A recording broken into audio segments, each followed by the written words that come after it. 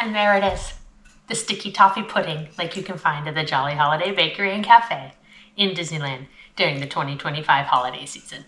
Let's dig in. Hello and welcome to another episode of Spread Some Magic 1928.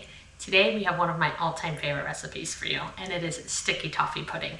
The Disneyland Resort during the 2025 holiday season has 3 different kinds of sticky toffee pudding. We're gonna do a traditional one in a mini bump pan, and that one you can get, I believe it was at Jolly Holiday Bakery. It is a date cake topped with toffee sauce and chantilly cream. I have prepared my pan with the cooking spray with flour, or you can grease it and flour it individually. This is going to go into a water bath, so you do want some hot water ready to go. I had my kettle on for a little bit, and you want to preheat your oven, there it is, to 350 degrees.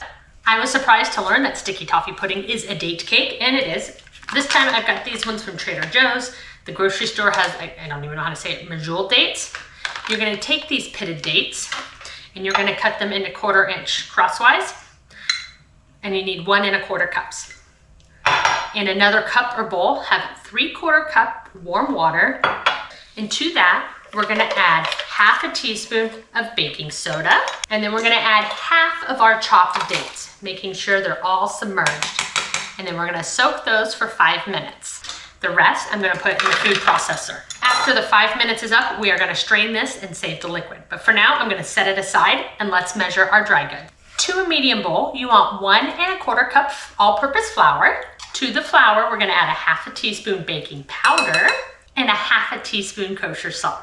It says to whisk. I typically use a spoon. Just mix those ingredients together, and we're going to move on to the next step.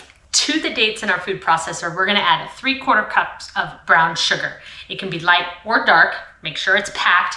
And I think for this, we're going to go with, let's do dark for the cake and light for the toffee sauce. We're going to mix these until just blended, and the directions say it's about 5 1-second pulses. To this, we want to add 2 eggs, 1 1/2 teaspoons of vanilla extract, and remember those dates we have soaking? We are going to strain them and put the liquid in here.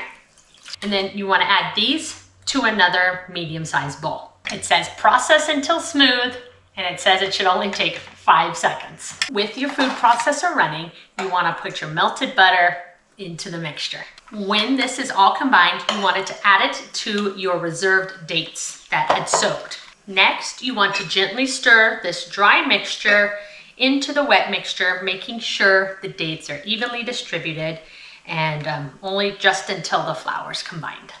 Your mixture is going to look something like this, and then you want to evenly distribute into ramekins. This will do 8 ramekins. I'm hoping it's not too much for 6 bun cakes, but evenly distribute into your baking apparatus, whatever you choose. If you do an 8x8 cake, according to directions, it's going to be the same amount of baking time.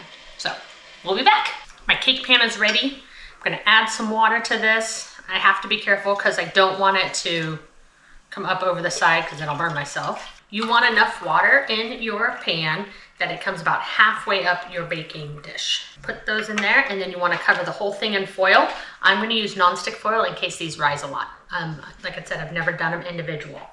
You're going to pop it in the oven for 40 minutes, and I think air bubbles on top when it's done, but it's covered in foil, so it is what it is. So I'm going to pop this in the oven, and then we'll take it to the stove to make the toffee sauce. To a small or small-medium pot, you want to melt 1 stick of unsalted butter.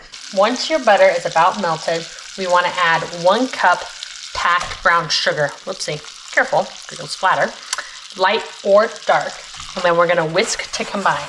You are going to continue to cook, stirring occasionally until the sugar is dissolved and the mixture looks puffy, 3 to 4 minutes. Our mixture is starting to look puffy, so we want to carefully drizzle in 2/3 cup heavy cream, and at this point, lower the heat to medium-low, and 1 tablespoon of rum. I'm going to use rum extract, so I'm going to do about 1/3 teaspoon. We're going to simmer this until frothy, which is about another 3 minutes. It's starting to get frothy. You can see the foam here, and then the color's starting to change. So this is just about done. We're going to move it off the heat, cover it, and let it sit till our date cakes are ready. And that water is boiling. I don't know if you can hear it, but yikes. Now, I'm gonna very carefully remove my cake pan from my water bath pan, and then we're gonna let it cool for 10 minutes, and then we get to pop them out. All right, moment of truth. Let's see. Hope they pop out. To plate it up, we're gonna put one on here. We're gonna spoon over some of that toffee sauce and put some in the middle, of course. And then a dollop of chantilly cream. And there it is. The sticky toffee pudding like you can find at the Jolly Holiday Bakery and Cafe in Disneyland during the 2025 holiday season. Let's dig in. So excited. Okay. Cheers. That's so good. I could use more sticky toffee pudding, honestly. I mean, more toffee sauce. This is delicious. You cannot go wrong with sticky toffee pudding. I think I still like it cooked as like one big cake and taking out slices. But it's absolutely delicious. Anyhow, thanks for following me today. Be sure to like, follow, and subscribe. And spread some magic wherever you are. Until next time.